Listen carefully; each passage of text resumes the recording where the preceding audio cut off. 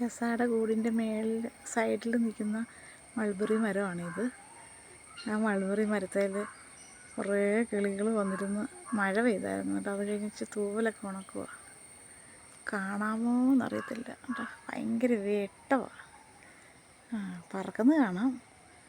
ഭയങ്കര തൂവലൊക്കെ ഉണക്കുക. മൾബറിയിൽ നിറച്ച് പഴമുണ്ട്. എല്ലാം പറിച്ച് തിന്നുമൊക്കെ ചെയ്യുക. ടെസയ്ക്ക് വലിയ വഴക്കൊന്നുമില്ല. അവർ ഒച്ചയും ബഹളവും ഉണ്ടാക്കാതിരുന്ന ടെസയ്ക്ക് ഒരു വിഷയമില്ല.